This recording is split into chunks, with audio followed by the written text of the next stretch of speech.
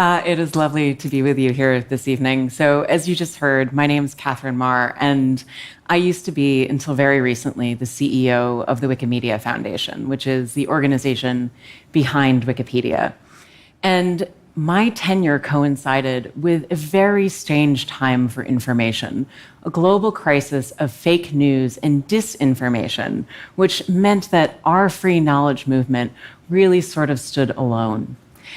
At the same time, too, we saw a collapse in public trust around the world in many of our critical civic institutions. And one of the reasons for this collapse in public trust in things like public science and an independent free press, and even perhaps in the idea of democracy itself, is that people around the globe are increasingly skeptical about the ability of these institutions to respond to our future challenges and changing needs. And yet, during this time, trust in Wikipedia actually went up, something that surprised us as much as anyone. And so I started wondering, what is it about this organization, this radical experiment in openness, self-governance, and amateurism and volunteerism that made it so different? And I've come to believe that in many ways, the things that made Wikipedia implausible are actually what prepare it to respond to our changing world and make it a place that people love and trust. And so one of the things about it, of course, is that it is edited entirely by volunteers, ordinary people from all over the world. All of the decisions about encyclopedic content and organizational policies take place in a transparent and open fashion. This means that Wikipedia can continue to change as the world changes around it, integrating new ideas and new perspectives. But I think one of the most critical things that I found really important is that its model pushes us to work together into deliberation and into conversation so that the end result is something that most of us feel is reasonable and fair. Now, easy enough for some things, like articles on animals with fraudulent diplomas, which is a real article on Wikipedia. But what about the hard things, the places where we are prone to disagreement, say politics and religion? Well, as it turns out, not only does Wikipedia's model work there, it actually works really well. Because in our normal lives, these contentious conversations tend to erupt over disagreement about what the truth actually is. But the people who write these articles, they're not focused on the truth.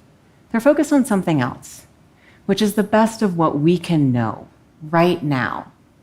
And after 7 years of working with these brilliant folks, I've come to believe that they are onto something, that perhaps for our most tricky disagreements, seeking the truth and seeking to convince others of the truth might not be the right place to start.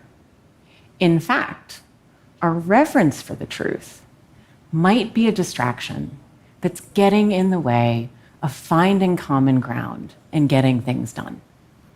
Now, that is not to say that the truth doesn't exist, nor is it to say that the truth isn't important. Clearly, the search for the truth has led us to do great things, to learn great things. But I think if I were to really ask you to think about this, one of the things that we could all acknowledge is that part of the reason we have such glorious chronicles to the human experience in all forms of culture is because we acknowledge there are many different truths. And so in the spirit of that, I'm certain that the truth exists for you and probably for the person sitting next to you. But this may not be the same truth. This is because the truth of the matter is very often, for many people, what happens when we merge facts about the world with our beliefs about the world. So we all have different truths. They're based on things like where we come from, how we were raised, and how other people perceive us. Now, you and your neighbor, who's probably a reasonable person, they look like a nice person? Yeah, they're probably a reasonable person. You two can probably get together and come to some sort of shared agreement. But what happens when a third person joins the conversation, or a fourth, or a fifth? What happens when we try to expand this out to the scale of all 7.8 billion of us? The reality is we are a vast and varied world. And so when we try to use our personal truths to come to conversations around collective decision-making on important issues, we start to run into problems.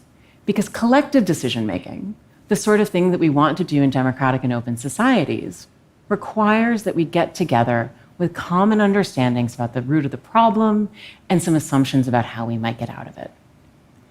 But if we're using our personal truths to do this, we end up having conversations about our values and our identity.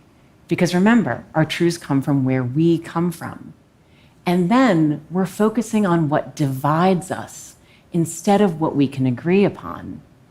And that allows us to start having conversations about the truth in a way that focuses on what we believe rather than what can be known. And that is a definition that is deeply divisive and harmful. I think about our lack of urgent action on climate change. We've known for a very long time now about the negative impacts of man-made carbon in the atmosphere.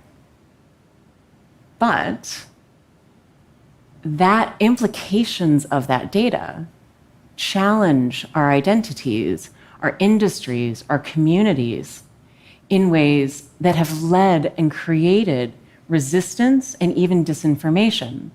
And the resulting public debates about the truth of climate change have prevented us from taking specific and concrete actions that could mitigate the harms to us around rising seas, increasingly deadly waves of heat and cold, and powerful storm systems. With such urgent threats ahead of us, we need better ways to get to shared understanding. Fortunately, I've seen how at Wikipedia, we can come to cooperative and productive conversations around disagreement and decision-making without using one shared truth as our baseline. Its generous and accommodating approach offers us a practical way to take it down a notch, focusing on something a little less stressful, the best of what can be known right now. And the good news is we can know a lot of things. We have high-quality information, facts and data that allow us to do things like track the migration of endangered species or the spread of a pandemic around the world. These are useful tools in our toolbox, but they don't necessarily alone change minds or unite disparate views. So how do we do that? We shift from focusing on one key truth to instead finding minimum viable truth. Minimum viable truth means getting it right enough of the time to be useful enough to enough people. It means setting aside our bigger belief systems and not being quite so fussy about perfection. And this idea of minimum viable truth is actually a tremendously forgiving idea, which is one of the things I love about it the most. It recognizes our messy humanity. It acknowledges space for uncertainty, for bias, and for disagreement on our way to the search for the answers. So, one thing you may not know about Wikipedia is that it actually assumes that we are all biased. It is the reason that you are not supposed to write articles about yourselves. Because can any of you truly be neutral about how brilliant and remarkable you are? I didn't think so. But when we are forced to defend our biases, when we are forced to go into the data and the citations and really engage, grapple with the intellectual struggle that comes from meeting up against other people's biases, our horizons can expand and we can get to new and better understandings about the world. How does this work? Well, in 2019, a group of researchers released a study looking at how Wikipedia writers take on the most contentious and difficult topics. And what they found was that the system actually works really well. These are some of the best articles on Wikipedia. And many of them are written by people who fundamentally disagree with one another. They also found something interesting, which is that the more that these polarized contributors engaged in conversation, the more balanced and productive their contributions became. which means that Wikipedia may be one of the only places on the internet where disagreement actually makes you more agreeable.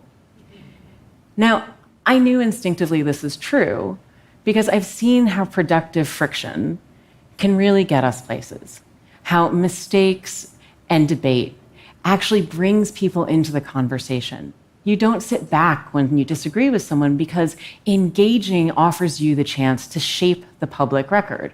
Through that process, ideas become sharper, better, and more understandable. In this way, the seeds of our disagreement can actually become the roots of our common purpose. All of this is very well and good, but what does it mean and how do we actually apply it to other organizations and institutions and systems that we are a part of in order to increase trust and reduce polarization and perhaps get some important things done? Well, I've already talked a little bit about productive friction, the good kind that makes our ideas better. That is possible because of a few things, notably clear rules and strong community norms. Clear rules help us engage on the substance of the issue rather than debating the identity of the author. Those rules are not upheld by any one individual on high. They're actually maintained and uplifted by the entire community. So we all have a shared sense of responsibility for success. The other piece of this is that it is essential that decisions are not just made by those who show up in the room. You have to be intentional about bringing all the voices in. When Wikipedia first started, the majority of its authors were Western white men, which led to some really significant biases and gaps in the types of articles that were written and the slant of those articles. Recognizing this by being intentional about undoing some of these systems that were actively excluding people and doing the hard work of actually rebuilding them so that more people would feel welcome in the conversation, we are now able to have a better reflection of the known world. The next piece of this is really about interdependence. The way that the system works is that you cannot go it alone.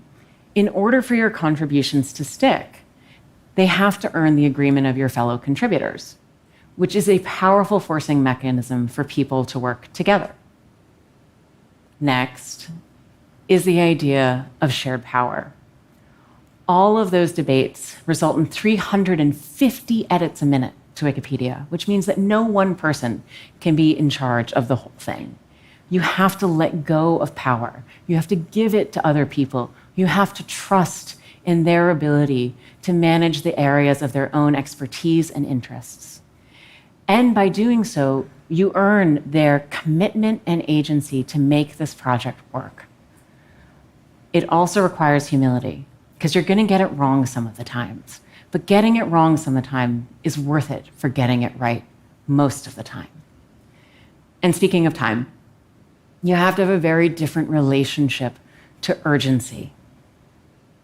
So much in the world is about moving fast, but moving fast has actually broken a lot of things. It's broken our trust. It has undermined our confidence in many of our systems of governance, perhaps even our faith in democracy itself. By slowing down a little bit and bringing the conversation in, by listening with sincerity, debating with respect, consulting widely, and weighing difficult decisions with candor, you can actually build systems that endure. But most importantly, you can build trust, that quality that is in such short supply right now. And trust in one another is what we need in order to weather uncertainty and take brave action. So what I'm asking all of you today is to set aside your own personal truth for just a minute, for the opportunity to sit in someone else's.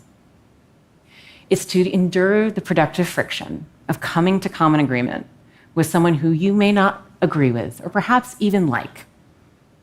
And with just enough rules and a little bit of time, I believe that you can do it.